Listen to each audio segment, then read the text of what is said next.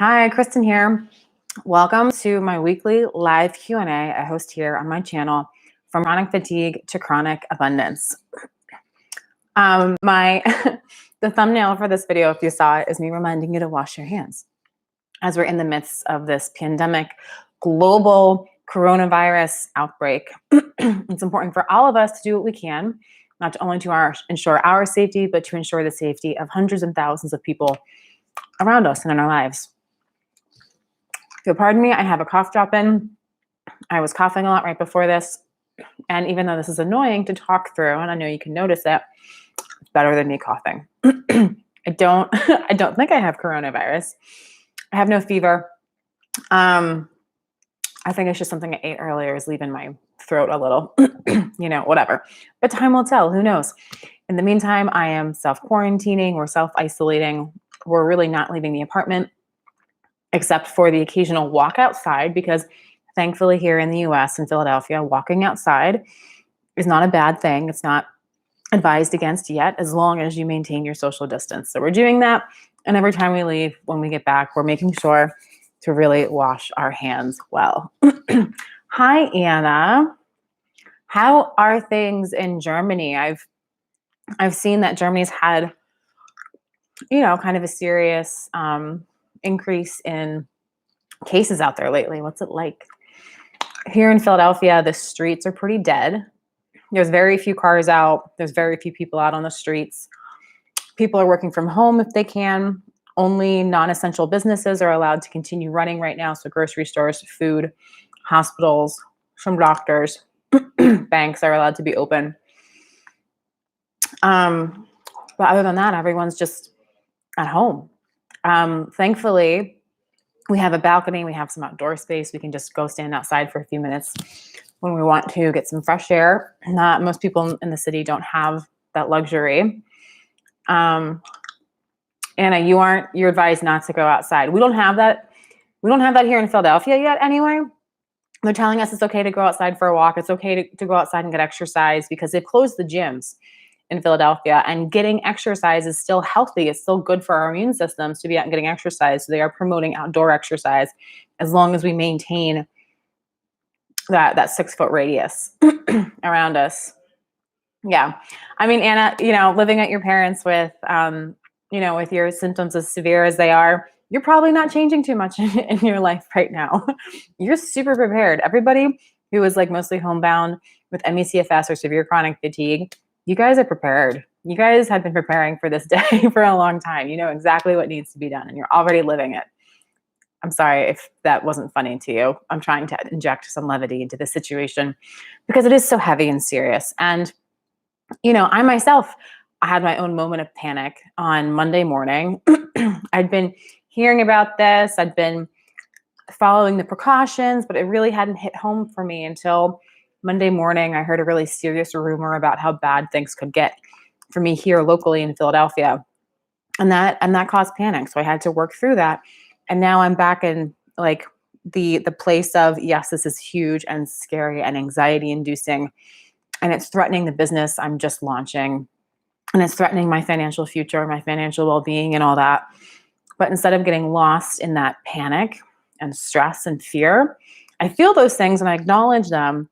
And then I'm taking that energy and I'm channeling it into action. I'm pivoting my business. I'm taking it in a new direction in an attempt to survive. I'm also applying for other jobs that would be remote work, just so I have backup options in case I need them. And I'm really taking all of those emotions and I'm listening to the messages that my mind and body are telling me with those emotions and feelings. And I'm channeling that energy into action. And that's leaving me feeling so much more calm. Now, action doesn't have to be all physical. Actually, action can be doing research. Action can be ordering groceries to get them delivered. The action for me the other day was, in the midst of my panic, going to the bank and getting cash out. So I'd have cash on hand just in case. Don't have any reason to believe that we'd stop using credit cards or anything like that. But just in case, I feel the need to be super prepared. And your family still goes outside to buy things. That's good. I think it's good and healthy that people are still getting outside.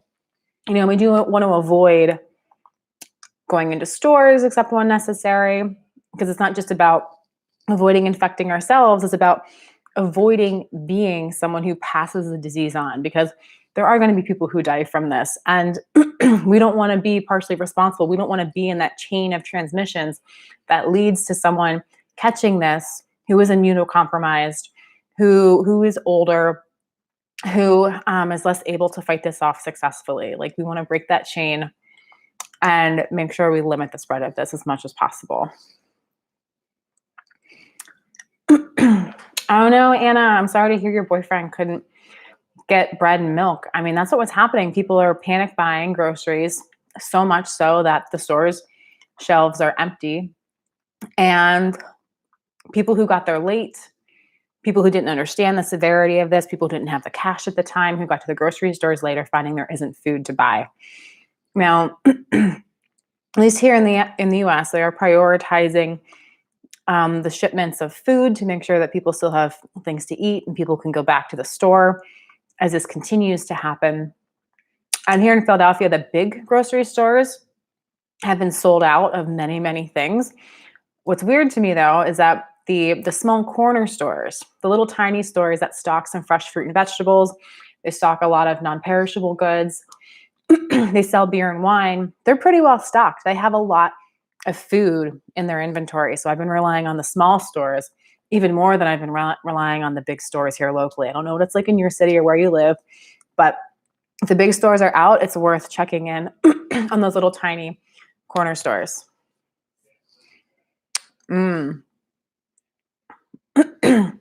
Yeah, groceries, getting deliveries. I mean, there's so many more deliveries happening. At the same time, people are afraid to deliver food because they don't want to become someone who's transmitting the disease to multiple people because they have so many touch points. I used to have lots of food, but it's only fresh food.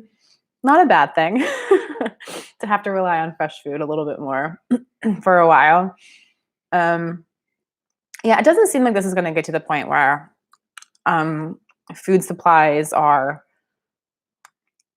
long-term threatened because of this, but if like panic buying food and toilet paper and paper towels is what makes us feel better, we're gonna keep doing it because we don't feel like there is much else that we can do. So we're gonna focus on what we can. So it's human nature and it's understandable.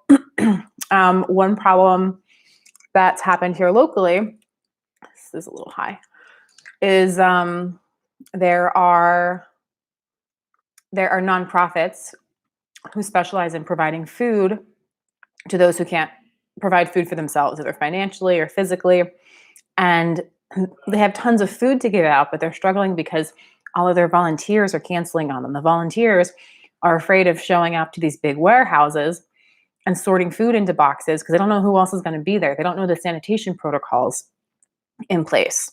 They don't want to themselves become carriers of the disease and pass that on to the elderly and the sick who are receiving the food donations. So it's a really tricky time, and there's no clear path to navigate these things completely safely, unfortunately. Anna, you're still chill. That's great. You're thinking about you and how to heal. You're not interested in Corona. And I think that is fantastic. I think you're prioritizing yourself. Your priorities are still your health. Your natural lifestyle right now is protecting you against exposure to the coronavirus. So like, yeah, I think that's great. I don't think it's selfish. I think it is necessary and good. And if anyone else is watching this and feeling selfish for focusing on themselves instead of worrying about coronavirus and how coronavirus is impacting other people, it's okay. You're not selfish. You just know what you need to stay well. People with ME/CFS, people who are severely ill, you're the people that everyone else is trying to protect. So think of it that way. Let's see. All right. If you're watching the replay or you haven't been here before, the way this works is people just drop questions into the chat over here and I give my take on the answers. I'm not a doctor. I'm not a therapist. I'm not anything certified, but I am someone who has lived through severe chronic fatigue as a symptom 3 times, recovering each time and relapsing twice. When I say recovering, I mean the first time I recovered, I got my entire life back. I went from completely unable to work, unable to work out, didn't have a social life, couldn't plan my life, to having all of those things back again for an entire year the first time, and then I relapsed. We're still not exactly sure why. I have my ideas, but nothing we can prove. And I was recovering from that relapse when I relapsed again. And each time I recovered faster because I was learning how to heal. I was learning what I needed to heal. Now, people love to ask me, well, Kristin, what supplements did you use? What doctor did you see? Da, da, da, da, da. Those types of details. And the truth is, I needed different doctors, different supplements, different blood work, different treatments every single time I healed. I am one person who's healed 3 times, and I needed completely different things to heal each time. Okay, there is no one path to health. The second and third time I relapsed, if I had tried to just do what I did the first time, I wouldn't have gotten better. All right, I needed different things. And as one person who needed different things each time to heal, there's no way what worked for me in one particular instance is what you need to heal. Okay, like maybe it's part of your healing journey, but maybe it's not, everything that's out there, it's helped someone heal. It's been part of someone's healing journey, but it may or may not be part of yours. Okay. The one thing that did help me heal every time, thing that helped me discover my healing journey, that helped give me the hope and motivation to find the doctors, the supplements, the treatments I needed each time, even though we're different. That thing that kept me going every single time was my mindset. And I call that the healing mindset. And that's what I talk about on this channel. Teaching the healing mindset, showing you how to live more of that in your life, and really focusing on the emotional side of living with severe chronic fatigue. That's what I'm here to do, to help support you through that. All right. So we've got a really sexy coronavirus bun here. I've got my glasses on. I've been putting off booking an appointment with my optometrist for the past several weeks. And then coronavirus hits and all the local non-essential businesses are shut down and the optometrists are all shut down. And I'm almost out of contacts, so I'm saving them because I don't know how long it's going to be before I can get back to an optometrist and get some more contacts.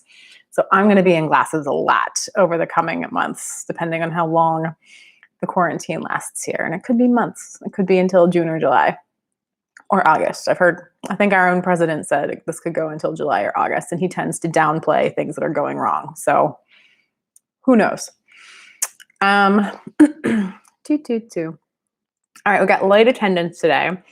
I'm not surprised, to be honest. I wasn't sure if a lot of people were going to be on today because a lot of people would feel like they want the extra support through what's happening on, or I didn't know if people were feeling exhausted from all of the emotions and uncertainty and fear that's happening. And it seems like maybe more people are feeling exhausted today and they aren't able to hop on and be part of this. I mean, hopefully they'll be watching the replay when they're feeling better. If that's you, I miss you and I wish you were here, but I'm glad you're taking rest when you need it. Hi, Tamra. Welcome. Let's see, what else? Super chill, my comfy, cozy sweatshirt today. I could put my hood up, I guess, just hid my hair, but it's in a bun instead. I'm feeling a little amped. I'm feeling energetic. I'm feeling pretty good, even though things are really, really uncertain for me. Like I mentioned, like my business is completely compromised and I'm having to pivot what I'm doing with burnout workshops to be totally online, which I'm not prepared for. I was planning to do that in like a year or two and I'm having to do it now. And it's so hard, but like I mentioned earlier, just listening to those emotions, feeling the panic when it comes up, the fear, everything. And then listening to the messages in those feelings and then translating that into action has left me feeling pretty great overall. In fact, I'd say I'm in better spirits now than I normally am. I think maybe I need to be in the habit of feeling more of my normal emotions on a regular basis. I know that I tend to listen to my emotions more when I'm in crisis mode, when things are really great or when things are really bad. I tend to listen to my emotions more than when they're just kind of normal and average. And I think I need to get better about doing that because I think it's going to be more energizing and motivating for me. And that's the thing about the healing mindset. When you start living with it, when you're healing, you get into those habits. They're all habits that continue to contribute to a better life, even when you're healthy. It's like lifelong, foundational habit and mindset work. And clearly, I still work on it. I'm not perfect at this stuff, but I've nailed it enough to not only recover from 3 bouts of severe chronic fatigue, but also to feel super confident that the relapses are behind me, that I know how to monitor my body, be in touch with it, and avoid any serious situations relating to severe chronic fatigue in the future. It's been 4 years since my last recovery, and I'm feeling pretty awesome. All right. Do I have any experience with talking about amalgam fillings by the dentist? So dental fillings, there's either the old school silver looking fillings that have mercury in them, or there's the new modern, I think the amalgams are the new modern ones, right? The white fillings. I can't type. Amalgam fillings. Yeah, those are okay, so the old ones, the old school ones are the silver fillings that have mercury in them. Mercury can make up to 50% of them, and mercury is extremely highly toxic. It is a heavy metal that can mess with our nervous system and our brains. And you definitely want to avoid getting amalgam fillings if you can. You don't want the mercury in your mouth, because research has shown that the mercury does get released in tiny, tiny amounts into your body, into your bloodstream, into your digestive tract, and that you can develop high levels of mercury in your blood from having amalgam fillings in your mouth. So from now on, if you're ever going to get cavities drilled and filled, you want to go to a dentist who offers the modern fillings, the white ones. I think they're like a ceramic or something. God, I'm 35 and I just had my first cavities ever late last year, just before my 34th birthday, I think it was. And it's such a process. I had one on this side, one on this side, in my almost rear molars, not my wisdom teeth, but the ones next to that. And this tooth, God, I had this drilled like 3-4 months ago. And this tooth is still so sore, I can't chew with it. I can't chew with this side of my mouth right now. It's terrible. But I did get the white modern fillings, not the old school silver amalgam ones, because of the mercury exposure. If you do have those silver mercury ones in, you can go to not just any dentist. You want a dentist that specializes in this. But some dentists do specialize in removing the old school amalgam fillings and putting in a new modern filling that's non-toxic. That's what I have to say about that, Anna. And that's okay. Anna, have you had your heavy metals tested? Have you had your mercury levels tested? If you get that tested, it'll tell you if mercury is a problem for you. And the thing about getting your heavy metals tested is that you need to do a provocation test. Provocation. I'm going to actually type that in here because I don't know if you understand what I'm saying, since I know your first language is German and provocation is a weird word. Okay, so it's a heavy metal provocation test where it's 2 steps. It's a 2-step test. You get your heavy metals tested pre-provocation, before provoking the heavy metals. Okay, so you get like a baseline of like what's currently in your bloodstream. And then you take a provoking agent, a chelating agent, chelation agent. I'll put that in there as well, so you have the word. And you take the chelating agent, and then you test your heavy metals again. And you're going to get different values, because pre-provocation, you're getting the levels of heavy metals that are just naturally in your bloodstream. Post-provocation, after taking a chelating agent, you are going to get a picture of the amount of heavy metals that are stored away in your body's tissues. The chelating agent is actually helping to pull the heavy metals out of the places they're stored in your body. They can be stored in your brain, in your bone marrow, in your tissues. So, the pre-provocation is going to tell you which heavy metals are affecting you today. Post-provocation is going to tell you what heavy metals could cause problems for you in the future, in the coming decades.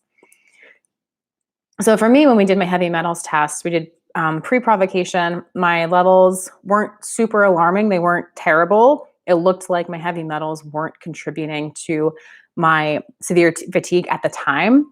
But post-provocation, we saw that I actually had a ton of lead. Like the doctor actually called the lab and said, "Are you sure this number's right? It's so freaking high for a person her age." And he got really concerned. He said, "Okay, the lead's not a problem today. Once you're better, we're going to start working on your lead to help bring those levels down." And the cool thing is, after working with him for 5 years, we redid the heavy metals test, and sure enough, my numbers have gone down significantly. So the detox work he's helping me do is working. It's getting rid of the heavy metals. And my mercury also went down, actually. Yeah, mercury was a little high. It wasn't like crazy alarming high like the lead was.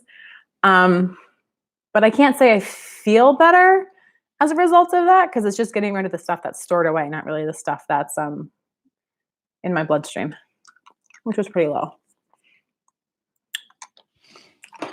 So you didn't do the provocation.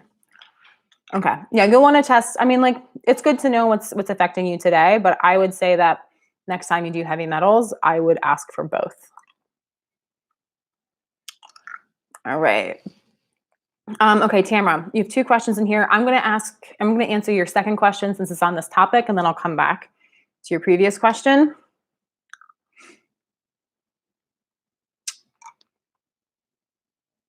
All right. How do you detox heavy metals?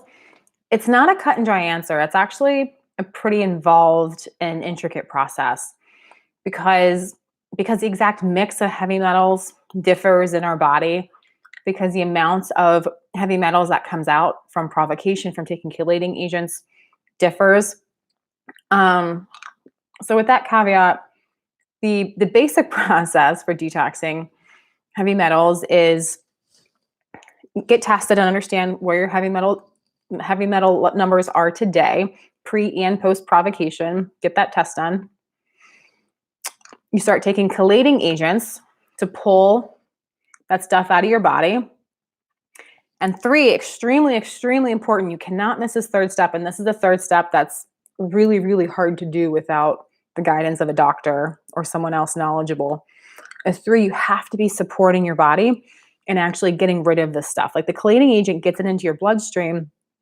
Supporting the detox pathways are how you're going to help your body get that stuff from your bloodstream out through your urine and your feces. Okay. So it needs to be processed by the liver, moved into the kidneys or the colon, and like out the body. And what supplements you need for that, the exact process for that is really unique and really individualized and really depends on the symptoms that you're feeling. And it changes over time as the chelation process is underway. It's not something I can tell you what to do. I can only give you the rough guidelines and tell you to start looking for a practitioner near you, hopefully someone covered by your insurance, who can guide you through that.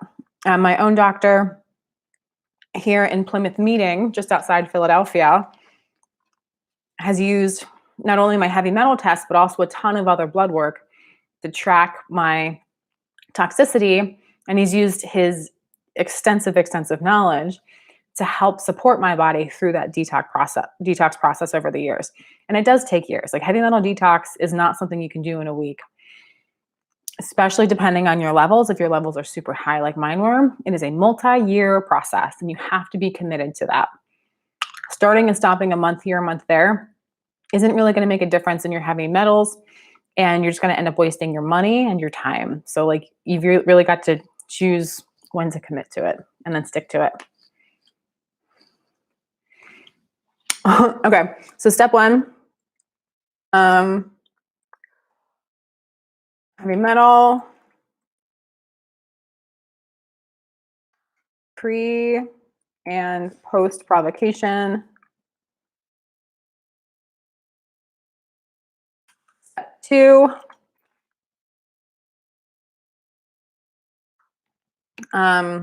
take chelating agent.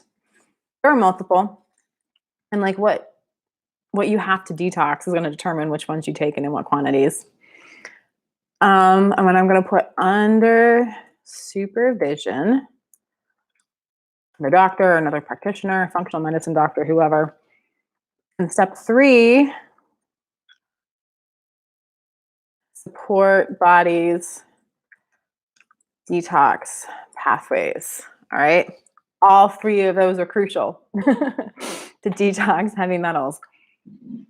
Eating kale and drinking green juice, don't do it. All right. I know there's a lot of noise out there about, oh, drink our detox powder and spirulina and vitamin C. And like, you know, there's a little bit of benefit from that kind of thing. But, you know, if I took the recommended vitamin C, like if I had like the government recommended daily amounts of vitamin C, or even the crazy high dose of 1 gram of vitamin C daily, my body wouldn't be detoxing these things. I personally needed up to 60 grams of vitamin C a day to support my body's detox processes. That is not something I would do on my own. It's not something I recommend anyone else do on their own. You need to be working with a doctor, a functional medicine doctor, or someone else knowledgeable in this to supplement with the right things in the right quantities to help your body. Interesting thing is the amount of vitamin C I have needed over time has dramatically fluctuated. And even before we took my last heavy metals test, my body's need and tolerance for vitamin C had been going down over time and down and down and down. And even though I had been taking 60 grams a day, 60 whole grams, not 60 milligrams, 60 grams a day, I'm now down to just 5 grams a day of vitamin C. And if my body tells me that that's too much at some point, I'll take less. If it feels like that's not enough, I'll start taking more again. But I've learned how my body responds to vitamin C and how to know when to increase and decrease because of the guidance I got from my doctor. No IVs. Nope. Did not get any IV nutrients. I've never needed, and I've had an IV once. I had an IV one time when I had surgery 2 years ago, but that was because I was having surgery and not because of anything else.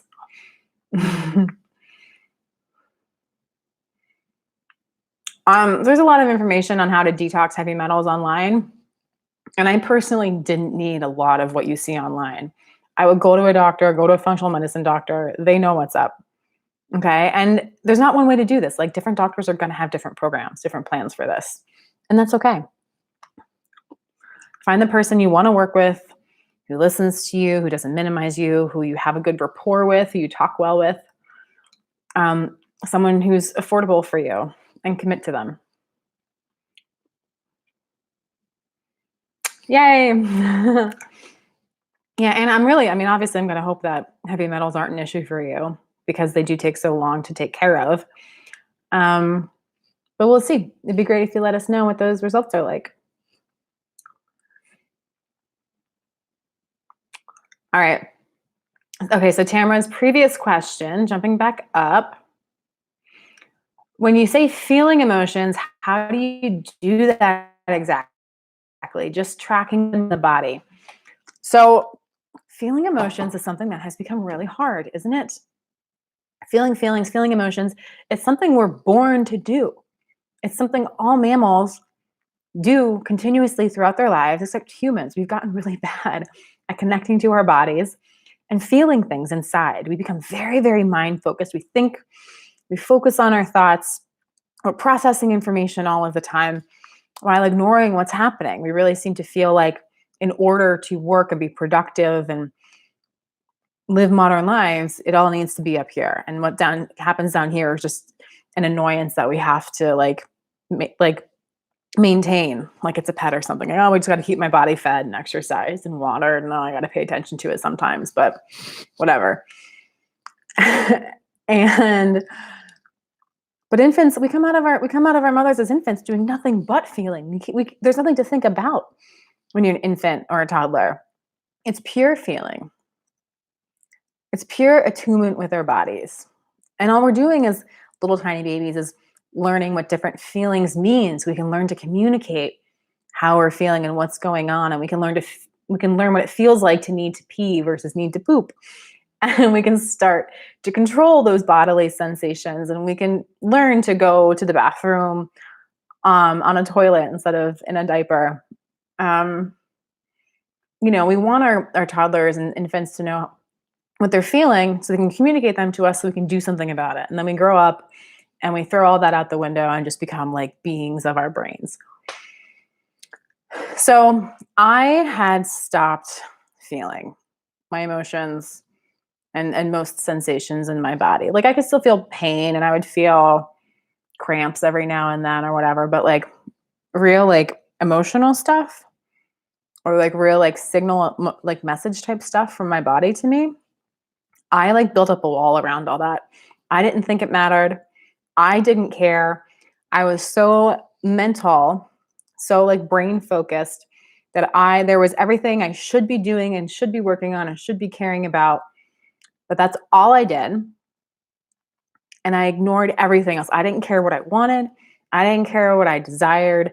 I didn't care what felt right. I didn't care what felt wrong. I didn't care what stressed me out. I just did what I thought I should. I dated the guys I thought I should.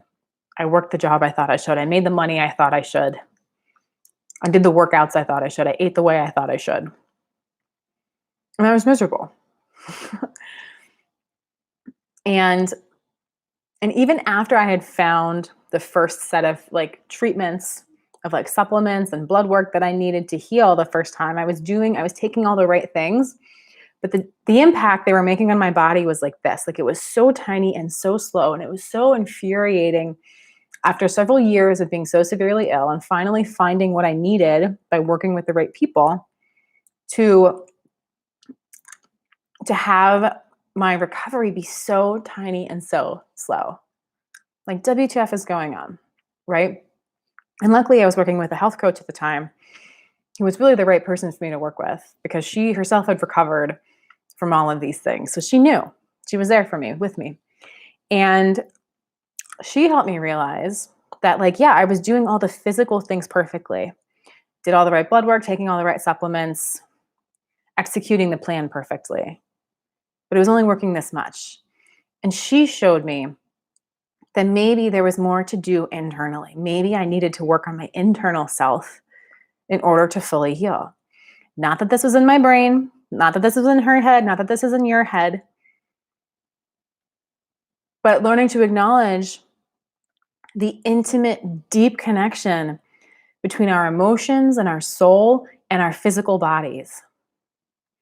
And it took me years to understand why, but once I started working on my inner self, once I started meditating, once I started caring about my feelings, once I started reconnecting to my feelings, I started living my life according to my feelings and emotions, that's when my healing journey took off. That's when I was able to start healing rapidly. Okay?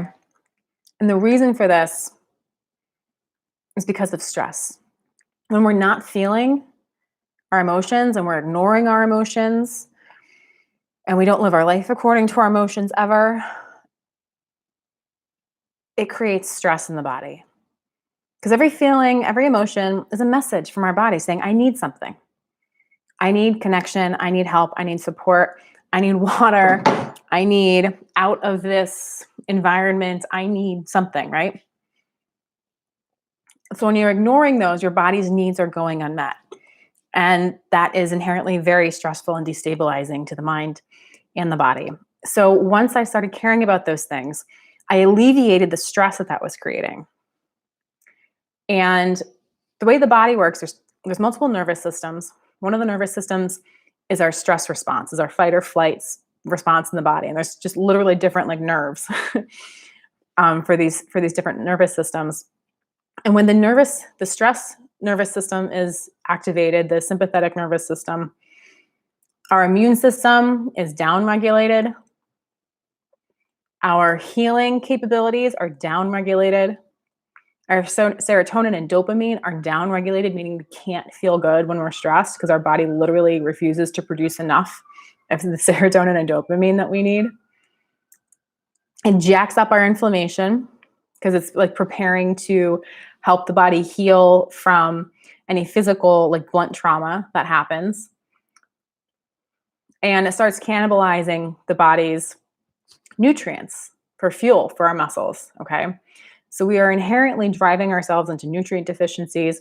We are inherently leaving our bodies incapable of not only healing from bigger health issues, but incapable of performing minimal daily maintenance within our bodies. So of course, after years and years and years of living like this stress, the body starts to break down. And once I started caring about myself and doing more meditation, it activated the body's antidote to that. It activated the parasympathetic nervous system, which is known as the rest and digest response in the body. Instead of fight or flight, we want to get into rest and digest. And once I spent more and more and more of my time in rest and digest and heal mode, the stress response stuff flips. The body starts producing serotonin and dopamine again. The body starts healing and maintaining itself. The body stops cannibalizing itself for nutrients. It starts prioritizing getting the maximum amount of nutrients out of our system, out of our digestive system when we're in parasympathetic mode. And we have to care about ourselves. We have to care about our inner world. We have to be in touch with our feelings and emotions to fully activate parasympathetic, rest and digest and heal response in the body, okay? So that's where mindset comes into play, because it gets us out of stress response. And our bodies literally can't heal when we're there. I feel like that was long and rambling, but that's my truth. That's my answer. When you asked me about feelings and emotions and what I did, it's literally just sitting there.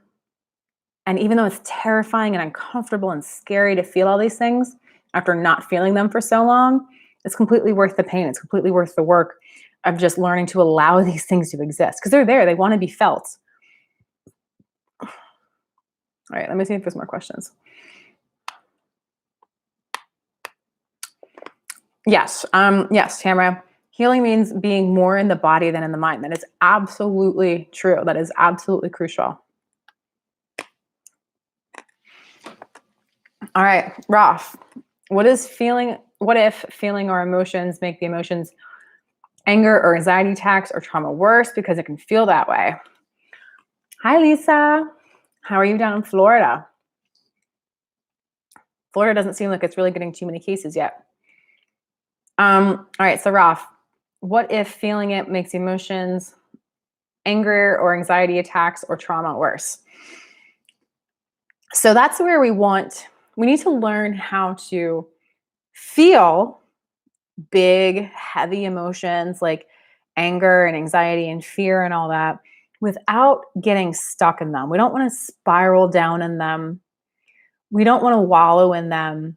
We need to learn how to feel them with the intention of getting the message that they're there to convey. They're all just there to convey messages. That's literally all they're there for. We tend to identify with our emotions as us, but they're not. They're just a message system between the body and the mind. So when we can reframe them that way and we can start, okay, I'm feeling it, and then you start going deeper into the emotion to find why it's there. You feel it with the intention of discovering the root cause.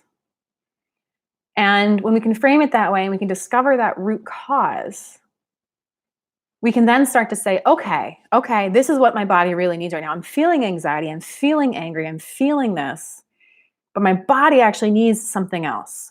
I'm going to focus on giving myself what my body tells me it needs. Now, anger, we talked about anger quite a bit last time, and how, especially anger can take more to get rid of. Like, anger creates so much energy. It flares up our hormones. It gets our adrenaline and cortisol raging. And it can take a little bit of time to move through that. It can take more time than most other emotions to move through that. So we need to acknowledge that. We need to find some way to get it out of us. But, specifically anger is typically a message from within that one of our boundaries has been crossed.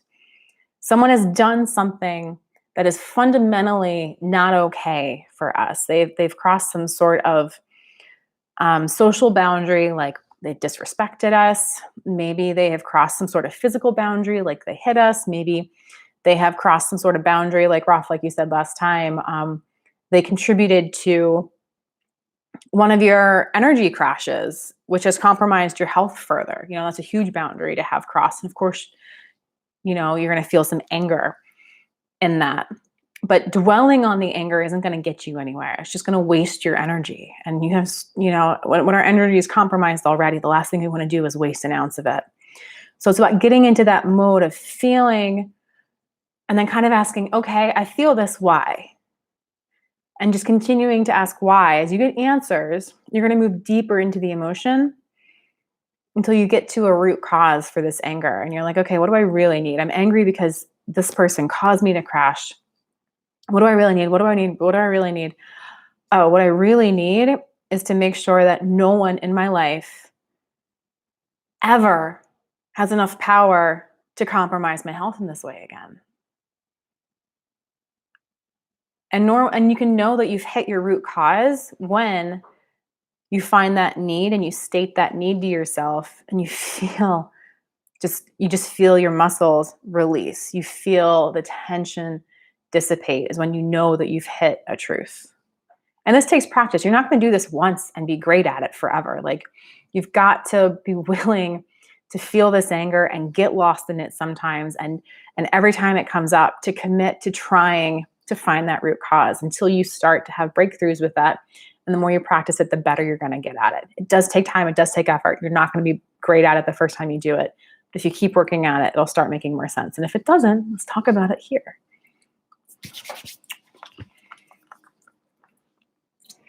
Tamara, yes. Sometimes you feel like you're not doing enough or not doing it perfectly enough. Did I feel that way? And how did I deal with feelings of not being able to heal? Okay, Tamara, that is at the heart of a lot of people's struggles with living with severe chronic fatigue. We live in a society of do. More is better. If you're not getting the results you want, work harder, do more. That's not how it works to heal from severe chronic fatigue. And I know from experience, I absolutely went through years of, I need to do more. I need to do more. I need to do more. And it was always about forcing myself to do things. It was about forcing myself to lay there and rest. But I came up with this analogy the other day. When it comes to like being in stress response, fight or flight, versus being in healing response, the parasympathetic rest and digest response, it's not that our bodies are automatically in one or the other. We can kind of be in a state of neither. And the way to think about this is think of like the ground. And when you're stressed, it's like digging a hole in the ground. The more stressed you are, the longer you're stressed, the deeper your hole is going to get. Now, ideally, whenever we start digging a hole, we take some time, we get out of stress response, and we get into parasympathetic nervous system response, rest and digest and heal mode. When we're actively, deeply in rest and digest and heal mode, we're filling the hole back in. All right? And ideally, we get to the point where we have level ground again. We're at a happy homeostasis, a happy balance, that our body can be healthy and we can have stress happen in our lives. We can have big stress happen in our lives, but we're fully resilient and capable of handling it because we dig our hole and we fill it back in when we heal. What most people tend to do is they tend to get into stress response, dig in that hole, and then they take a break. They rest, they relax, they watch some TV, but it isn't really getting them into rest and digest mode. They're not filling the hole back in, really. What they're doing is they're just kind of not digging the hole anymore. They're not stressed, but they're not in healing mode either. So the hole stays. It doesn't get deeper, but it's not getting shallower. And then the next stressful event comes and we're digging the hole a little bit deeper again. And then we just kind of relax, take a break. The hole doesn't get deeper, but it's not getting shallower. And that's how a lot of us live our lives. We never actually get our bodies into rest and digest and heal mode for very long or nearly often enough. So the hole gets way deeper. Then it gets filled back in. And this feeling of like, okay, I'm sitting here, I'm resting, but man, I don't want to be resting. I'm really anxious about how much I'm not doing, how much I should be doing.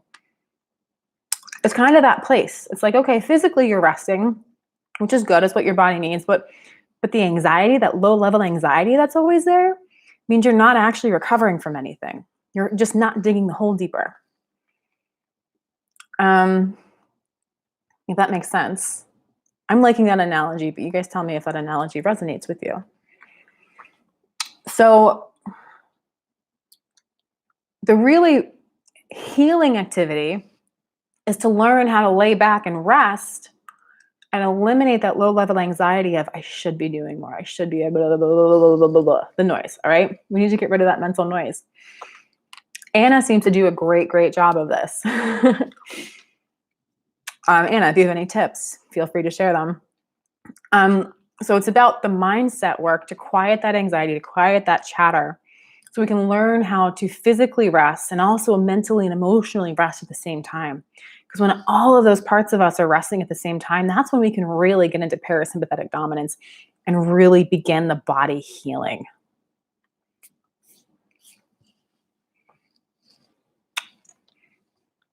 So dealing with the feeling of not being able to heal, for me, really came from meditation, tapping into how I was feeling and caring about how I was feeling, suddenly caring about feeling good.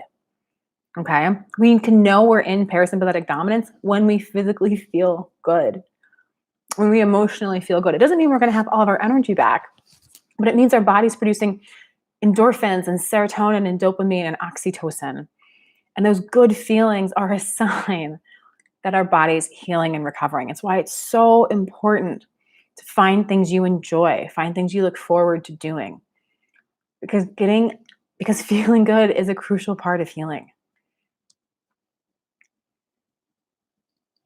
So that's how you deal with it. You don't try to stop the thoughts. You don't try to force yourself to feel okay about doing less.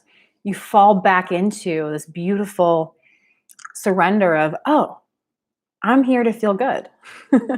Let me find the things that make me feel that way while also physically resting and doing the other things I need to do.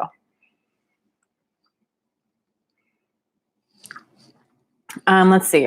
Yeah, Lisa, I agree. Feeling like you're not doing enough or doing the right things to heal is being overly critical of yourself, and it puts stress on you. 100%. Oh my God, Lisa said it all already. Healing is supposed to be relaxing and fun as much as possible, in addition to working through other emotions in healthier ways. Absolutely, Lisa. Let's see. Oh, Ralph, what do I think of the fact that lots of patients were restricting calories during the onset of the first symptoms, either consciously or subconsciously? James claims you can't restrict calories while trying to heal.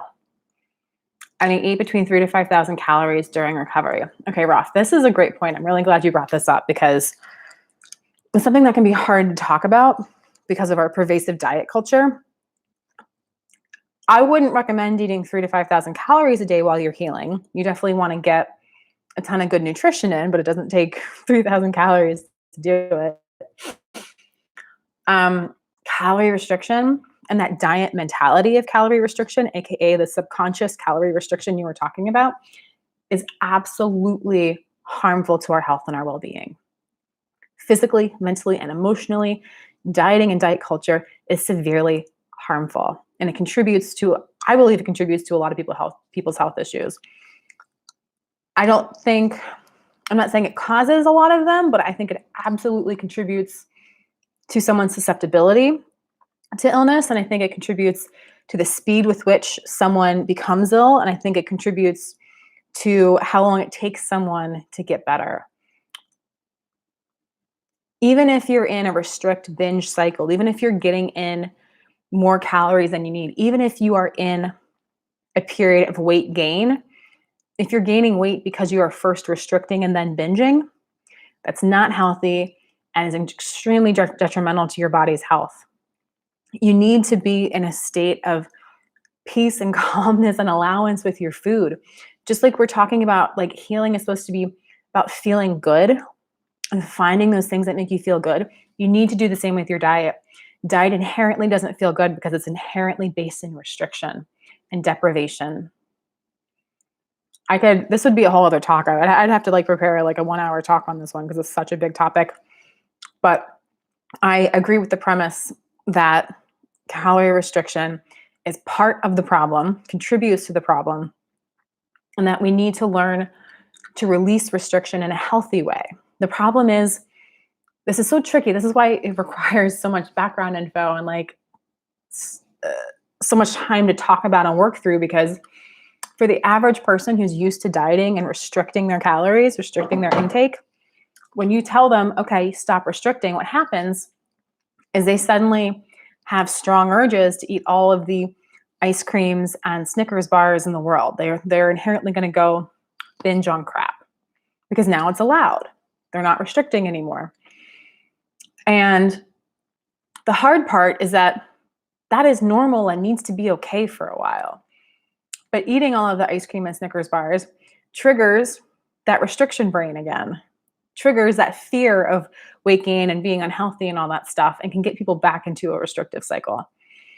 So you need a ton of the right guidance and the right emotional support when you're learning to release restriction and learning to end that diet mentality. I've had to go through this work, and it is extremely hard. Extremely, extremely hard.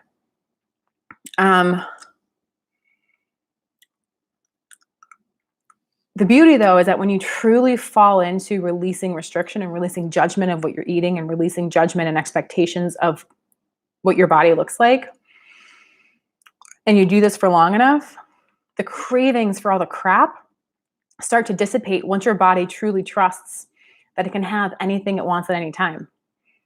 Once your body realizes that it really can't eat ice cream and Snickers whenever it wants to, it stops craving them as much, okay? Because it learns that we're not stuck in scarcity mindset anymore when it comes to food. If your mind thinks food is scarce, it's going to crave it. Your body and your mind have to trust that, okay, ice cream and Snickers are not scarce. We're not restricting them.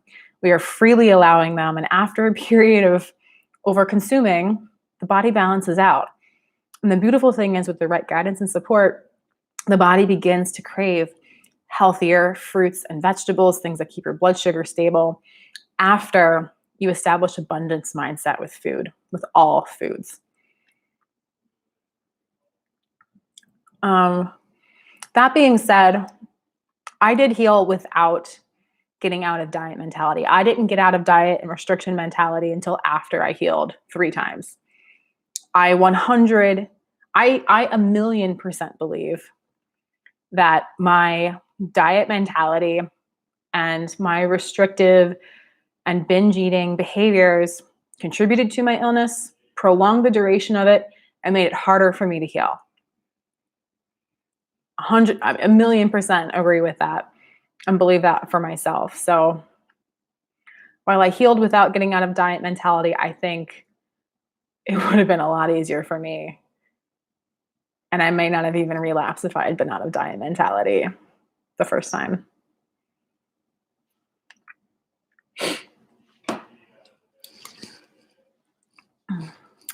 Roxy says, so true. I'm never fully relaxed and in healing mode, even when I lie in bed. Yeah. Physical relaxation is great, but we need that mental and emotional relaxation, aka feeling good, to happen as well. We need all 3 components of healing to be happening.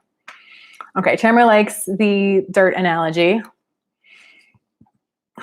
Ralph says, in his opinion, recovery is more about subtraction than addition. Depends on what you're talking about. I'd want to hear more about that perspective.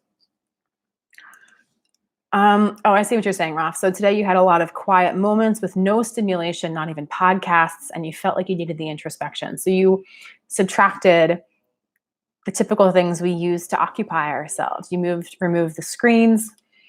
You removed the stimulation that we normally crave when we're bored.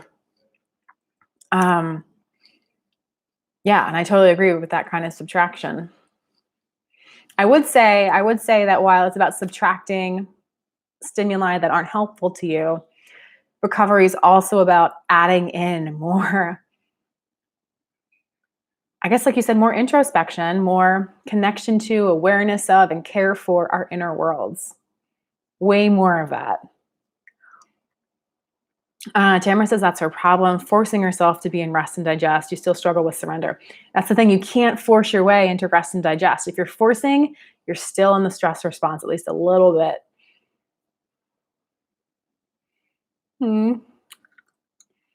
Yay. Love that little moment, Tamara and Lisa. Ralph says he has the same thoughts on calories, but wanted to hear my opinion. Cool. Let's see. Ralph says it helped develop your symptoms, but now it's not the solution to reverse symptoms anymore. No, it's not. It's definitely not, unfortunately. I bet though, like if you're healing, if your diet's really about abundance mindset, anything's allowed at any time. It's going to help. And when you do find the other things that your body needs, it's going to shorten your recovery time, I believe. Ralph, you were vegan. I don't think I realized that. You had a very calorie dilute diet, so low on calories. You would binge every 4 days or so, and your body needed those binges to survive. Yes, we tend to so harshly judge binges as, oh my God, I'm so weak. I have no willpower. I deserve to be fat. Like, we take binges as like the ultimate sign of failure when they're not. Binges are our body's cry for help. Binges are our body's survival mechanisms kicking in. Binges are a sign that the diet you're on isn't working for you. Because your body's literally saying, I'm afraid of dying. I'm going to go force you, compel you to eat as much food as possible right now through a binge. And we don't have a say in the matter when we're binging. Our reptile brain, our lizard brain has taken over and said survival is more important than whatever the frick diet you're on right now. And once we see binges that way, not as failure, and we don't judge them as a failing, and we see them as our body's natural healthy response to restriction, that was a game changer for me. That was the foundation of me being able to get out of diet mentality, because that was the moment I stopped judging myself for binges. That was the moment I took the pressure off. That was the moment I felt that craving for food and finally understood the underlying message. Like binges, cravings for binges are messages. It's an emotion, it's a feeling with an underlying message and an underlying core need to meet, just like anything else. And once we learn those things, that's when we can start actually meeting our body's need in the right way. And that's when the cravings go away. You don't have to use willpower or force to avoid cravings for the rest of your life. They can naturally go away once you understand and meet the core need that's underneath them, truly.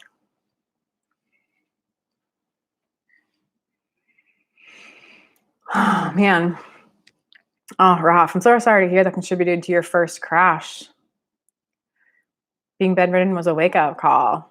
You never had issues with food after that. It's so great. You learned your lesson. I'm so, so happy. I'm not happy it took something that severe for you to get it, but the fact that you did get it after that is amazing. Amazing, amazing. Ralph, yes, there is this paradox with trying to get into the parasympathetic that makes you stressed. He says he never tries to get relaxed. He just focuses on activities that bring him there. And he avoids those that don't, like loud music. That's exactly it. So it sounds like you spent time figuring out what brings you into parasympathetic rest and digest mode. You've discovered what just naturally helps you relax and what feels good for you, and you focus on doing more of that. Instead of forcing yourself to rest, it's about allowing yourself to do something you enjoy. It's great. I've got this little hair that's sticking up. Let's see, Anna says her health coach told her not to eat milk, eggs, soy, and gluten because that is supposed to help you get rid of your virus, and it's okay. You are not stressed by that diet. That's great. So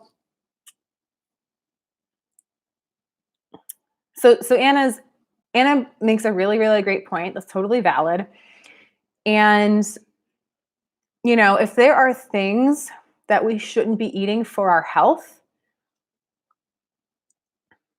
This gets tricky. This is why I need to like make a talk on this.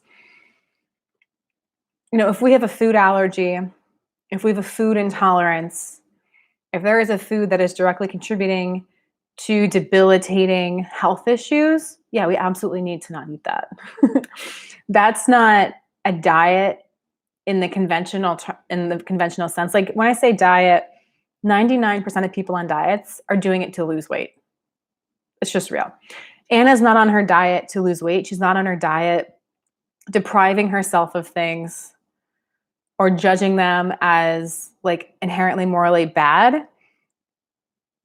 She's choosing not to eat things because she feels better when she doesn't. That's the idea anyway. She's hoping that she feels better, gets better by not eating these things. So it comes back to mindset, really. It comes back to are your food choices based on I need to avoid being bad. I need to avoid ice cream and Snickers because they make me fat. Or are your food choices coming from a place of I'm choosing to eat these foods because when I eat these foods, I feel really great. And I'm choosing to not eat these foods because when I don't eat these foods, I feel really great. Right? Is it about trying to not be bad? Is it about trying to make yourself better? Or is it about honestly adding to your enjoyment of life? If every single one of your food choices is about adding to your enjoyment of life, that's a healthy way to eat. And for Anna, she's adding to her enjoyment of life by eating in a way that's supposed to help alleviate her health symptoms. And that's a fantastic thing to do. But you have to be really honest with yourself about the emotions that come up, the way you feel when you make your food choices. Is it heavy? Is it draining? Is it hard? Or are my food choices feeling really light and easy? You want them to feel light and easy.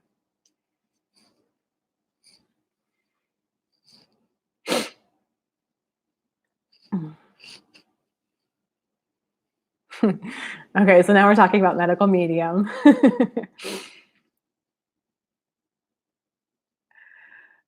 Yeah, don't bother.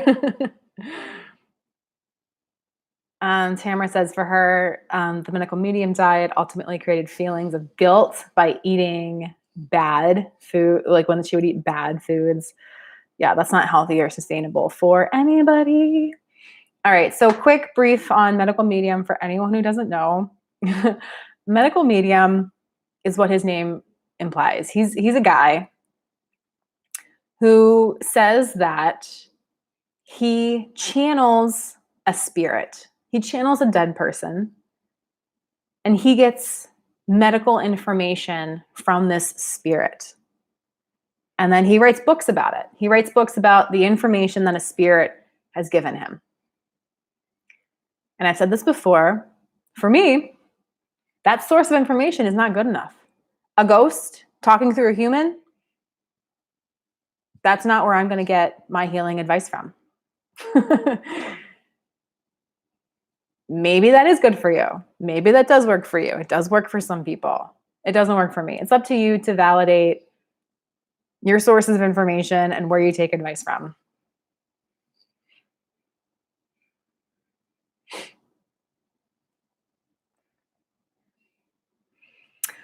Yeah, Tamara, the fact that he's all over the internet makes you doubt the whole concept, too much propaganda. It sounds like crap. I agree.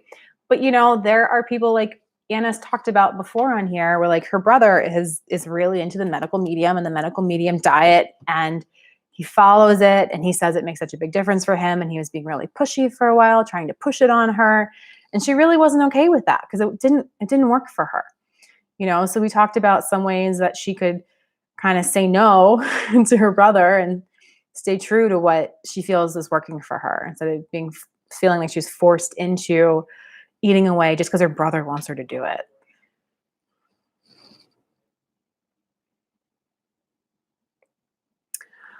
All right, Anna, is there any truth about the connection of food and viruses? It kind of does not make sense. I am not sure how to answer this. I'm not, as you guys know, I'm not a doctor or anything like that. I've never had medical training. I have done a lot to educate myself about a lot of things relating to health. I personally don't know about a direct connection between food and killing off viruses. I do think there's an indirect connection between our diet and our overall health. I do think with a very micronutrient rich diet that our bodies have more of the raw materials that they need to fight off any virus or bacteria that comes into our body. But food is by no means the only thing influencing that. Our stress levels are going to have maybe an even bigger impact than the foods we're eating or the supplements that we're taking. If we're eating soy and soy is not good for our bodies, like if it's not good for your body, it's great for some people, it's not great for other people. If it's not great for you and it's causing inflammation in your body, that's causing extra work for your immune system and causing your immune system to burn through some of its resources. So if eating soy is not good for your body and it's creating inflammation, then not eating soy is going to help your immune system and your ability to fight off other diseases because your immune system has less work to do because there's no inflammation. It's not using up all the raw materials as quickly. So like there's a connection, but I personally haven't seen anything say that diet is the deciding factor between whether someone gets sick or not with any virus or bacteria. I personally haven't seen that, even though it contributes. I think that's all I'm going to say about that. I'm not a doctor.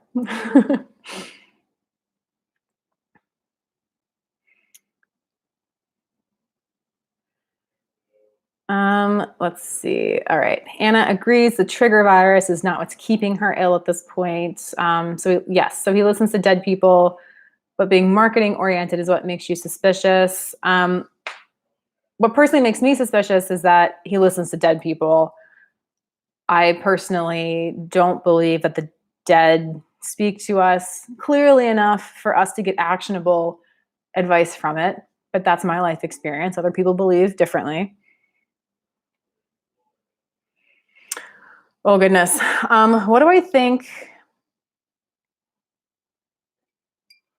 Oh, let me get rid of this person.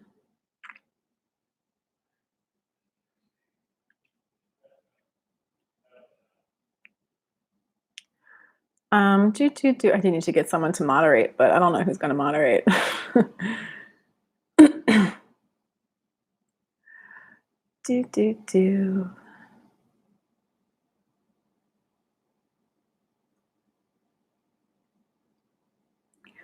I don't know why I always forget which.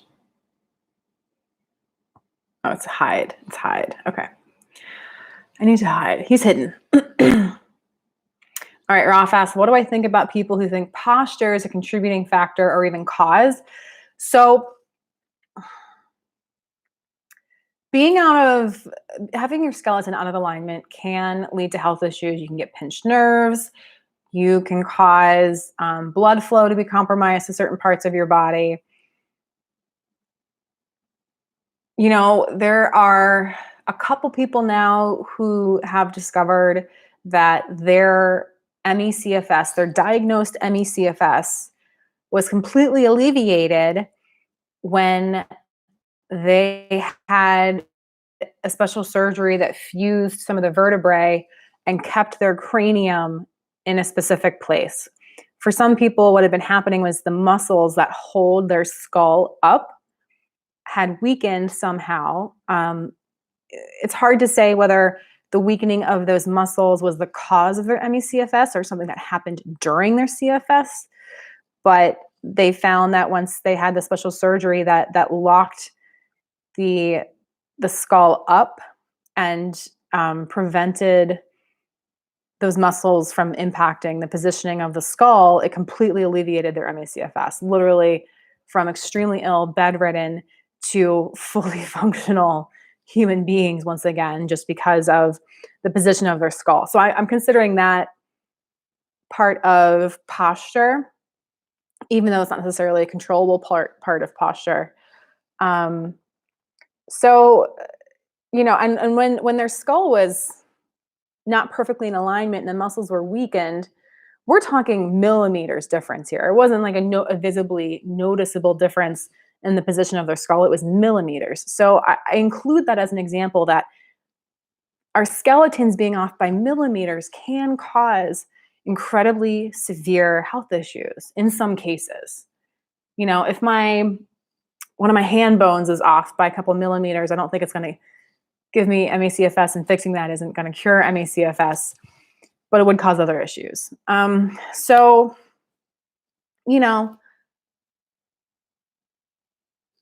other than the whole skeleton thing, I forget the name. There's this very specific name for when that happens to someone's muscles that hold their skull in place. Jen Brea had it, and there was another man, I wish I remember his name, who came out and had it. He actually discovered this before Jen Brea, and I think his telling of his story is actually how Jen Brea looked into this. I think they were related in that way. I don't know. I think it's hard to say if it's posture, because I think it's hard to say unless you have that specific issue. I think that's all I can say about it. Unfortunately, I'm not very well versed on that.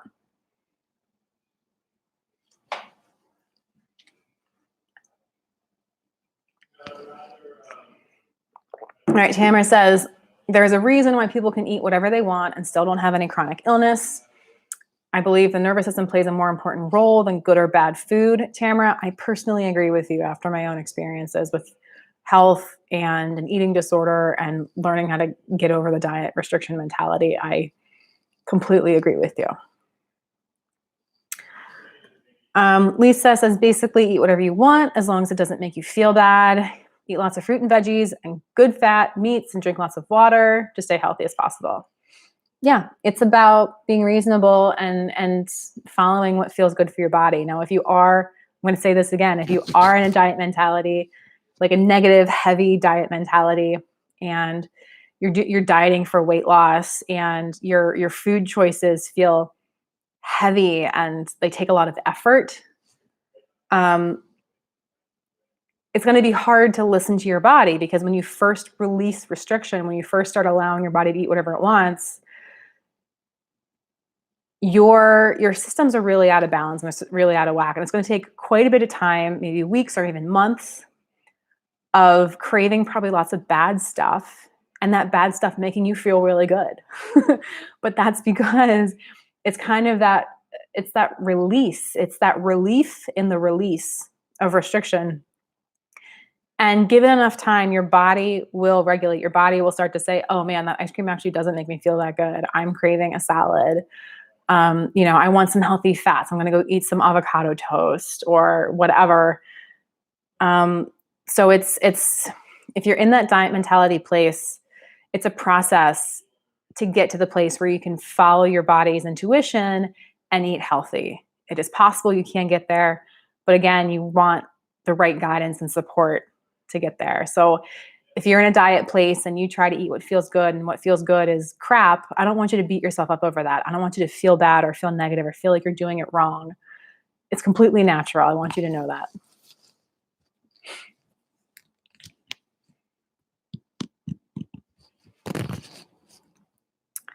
Let's see. All right. Anna says, well, I'm actually having an active virus. Oh, so you have an active virus, and that's why you found that coach.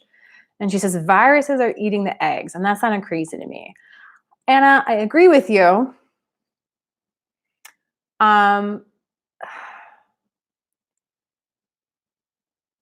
What's tough is that the reason viruses get in our bodies and proliferate is because they're here to consume our nutrients. All right. Viruses eat our bodies and attack our bodies for raw materials to live the same way we eat plants and animals to live. We need their raw materials to keep living. So while it's probably true that there are things in the eggs that the viruses are eating, there's stuff in everything you're eating that the viruses are probably eating. I don't know. Maybe I shouldn't talk about that since this is kind of getting to the limits of what I know about these things. But yeah, I agree with you. That sounds kind of crazy, but I'm not the doctor here, so I'll stop. Viruses like eggs. Roxy, I always have a troll visiting. Once I hit like 1 hour live, that's when the trolls show up. Yep, here we got another one. Hide. All right. I don't know what it is about the 1 hour mark going live, but that's when they show up.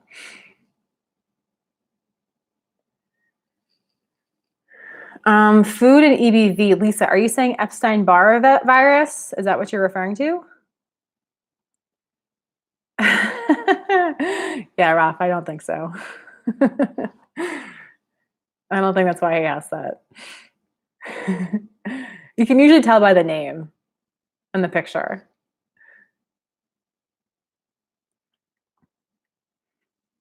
Lisa says, oh wait, did I miss something? I feel like I missed something. Nothing about eggs, but talk about lectin and red meat. CCSVI. I'm not sure what all of these acronyms are, Lisa. CCSVI, MMPS, eating away cartilage. Oh God. Infections create MMPS. Okay. Oh, Lisa says, what I was talking about earlier with Jen Brea, it was a cerebral spinal instability that she needed to fuse to relieve her symptoms, and she's completely well now. Oh, okay. So Anna has EBV. She has Epstein-Barr. So you're looking for someone who can help, but this diet did nothing after 1 month. So, all right. So you've been doing this diet for a month. Did the doctor tell you how long you would need to do the diet in order to feel better? Because diet usually is longer term. Like if you're trying to overcome Epstein-Barr with diet, like in my mind, that's a 6-month process before you can expect to really see significant results. But I would, of course, go with what your doctor says. If your doctor says you should be feeling better after 1 month, then it's time to check in with your doctor and be like, I'm not feeling better after 1 month. What's up? But they might say it's a longer term process than that, but you'll want to check in with them. Tamara also has Epstein-Barr. She lost a lot of weight on medical medium and almost lost her mind because it's so restrictive, and she's still not recovered. So, I mean, I guess, it can be cool to lose weight as long as you're still at a healthy weight, but, that wasn't the primary benefit you were looking for, was it?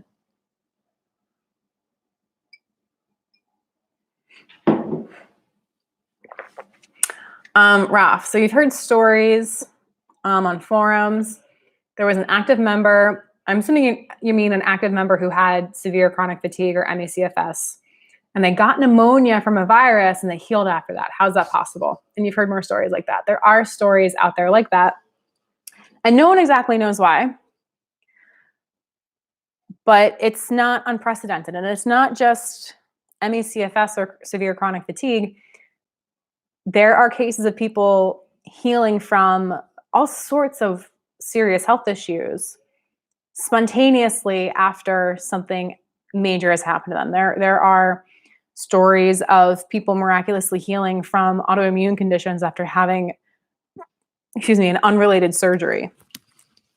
Why does this happen? There's theories. There's a theory that something about that virus that gave that person pneumonia activated the immune system in a new way, reinvigorated the immune system and fought off something else that was also causing harm to the body, and then that person healed.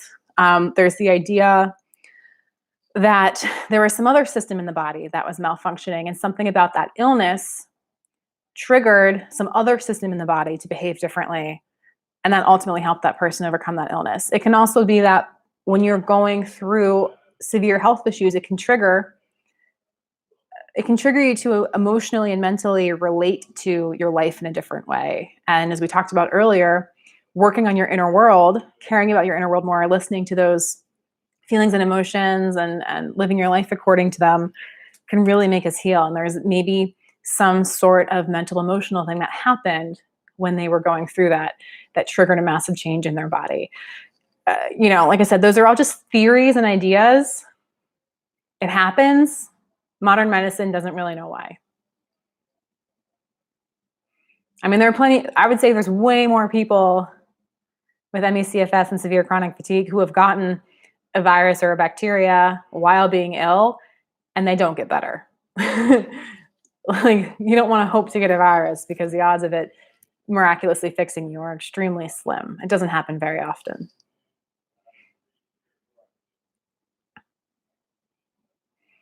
Anna tried medical medium for one day and got crazy. I'm with you. But your brother would say, yeah, your brother would say you didn't do it long enough. All right. Lisa's our Google researcher here. Craniocervical instability caused by MMPS, eating cartilage after infection. Oh, I don't think I had heard about the eating cartilage after infection part. MMPS, eating cartilage after infection. I'm going to read about that afterwards. Matrix metalloproteinase 2.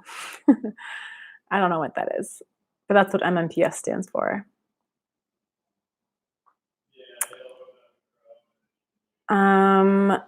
Oh, they're enzymes. So your body's producing too much of a particular enzyme. It's eating cartilage and causing problems. Fascinating. All right, I don't have time to think about that now. Not while I'm on camera. Let's see. Tamara says having a perfect diet while still being stressed will not heal. Tamara, you're right. You're right. Anna says she didn't tell you how long it's going to take. She said it depends on your body. I would say typically a month is not long enough for diet to heal EBV, if that's what it's supposed to do. Roxy has EBV, but she doesn't think it's the cause of CFS. Yeah, there's a lot about EBV. I mean, Medical Medium talks about EBV. He says it's at the root of all this illness and we need to starve the virus and all that. But there are plenty of people who have EBV who don't have chronic health issues, and there are a bunch of people who have chronic health issues who don't have EBV. So like, it's kind of like saying every person who's eaten a pickle has died or will die. Like, yeah, of course. But like, pickles aren't the cause of death, even though people who eat pickles will die at some point. Tamara, don't even say that. No. I don't think coronavirus is here to save the world from any CFS, unfortunately. Roxy says our bodies are traumatized, so all these viruses can do what they want. It depends. It depends on the state of your immune system. Not everybody's immune system is compromised, but for those whose immune systems are compromised, it's true. Some people also spontaneously heal cancers. Also true, because the immune system becomes activated. Not common, but it does happen. Some people actually do get better from CFS after a serious illness or trauma. In theory, it resets the immune system. Ralph, yeah, I've heard that. Yeah, I have heard that, like Lisa said, about it healing. Let's see. Anna says, or the scientists will find some medicine to heal corona, and this medicine will also kill the Epstein-Barr. Wouldn't that be great? It would. It's unlikely though, because I think they keep calling it the novel coronavirus because it has a really unique structure to it where it has this like fatty layer around the outside of it that's really protective to it. You need to strip away that outer fatty layer in order to be able to attack the virus in the first place. So I don't think the Epstein-Barr has that same structure. So, it depends on how they develop the vaccine, but wouldn't it be nice if? Oh yeah, Rosh thinking Lisa.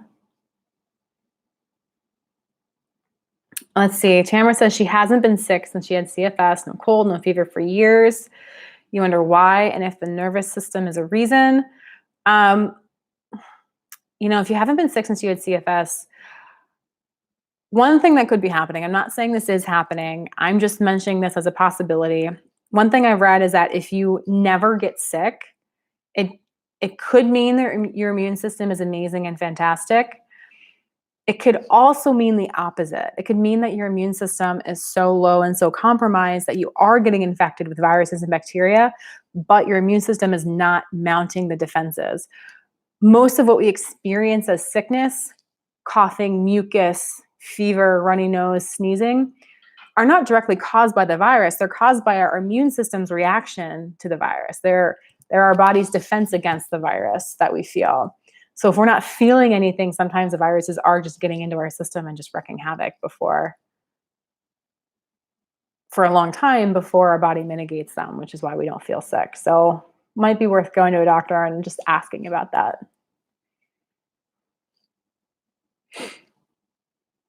Yeah, oh, Ralph hasn't been sick for 5 years either. That would worry me too. Maybe check that out.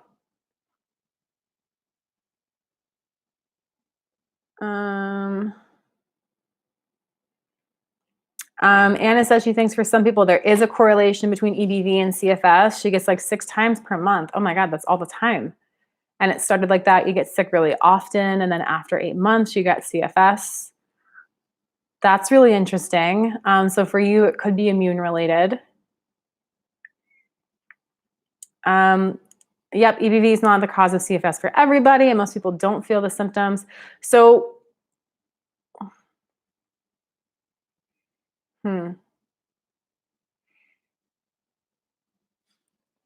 So from what again, I'm not the expert on this. From what I've read, that there is a different like structure to this like fatty coating on the novel coronavirus. But then again, I mean, I don't know. I'm just sharing with you guys what I've heard. I'm just having a conversation about it. I'm not trying to be the authority. I mean, I was the one like a month ago, I think you guys were asking me about, oh, what do I think about coronavirus? Am I worried? And I was the one who's all like, oh, it's no worse than the flu. It's just a whatever, blah, blah, blah. And, clearly the information I had at the time was completely wrong. It was a really big deal. It's not like the flu. And here we are a month later, locked in our homes.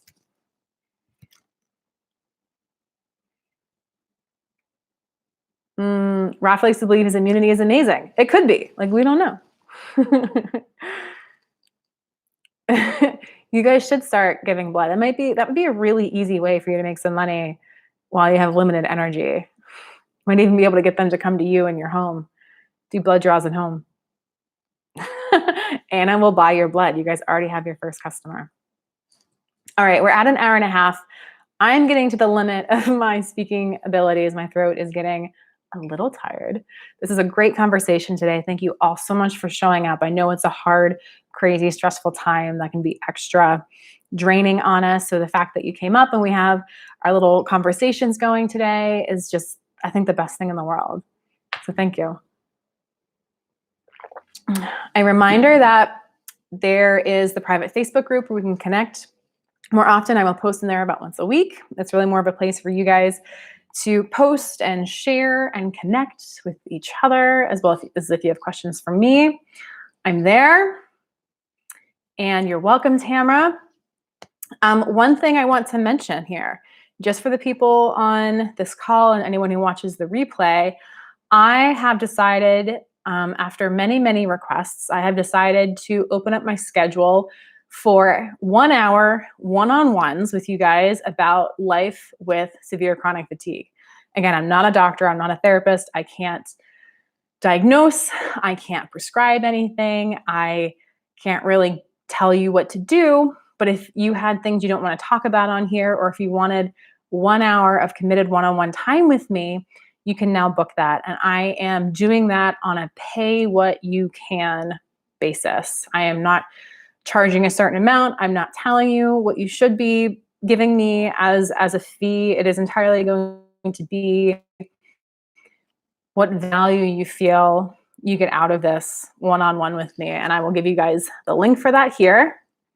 Oh, shoot. Of course, when I copy pasted the MMPS thing, I lost the link. I had it ready to go. All right, so Calendly.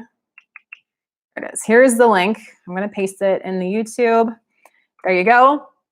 If you guys want to do a one-on-one with me, you're going to go to that link. You're going to schedule a time. I'm only doing this through the end of March. I need to limit when I offer this right now, but I'm doing it through the end of March.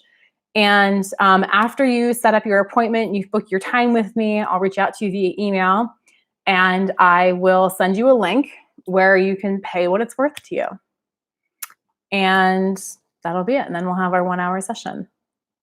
So if you're interested, the link's in the chat there. I'm going to put it in the description to this video down below afterwards.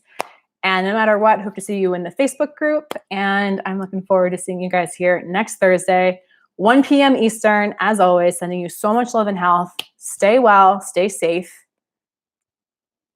And I love you guys so much. Take care.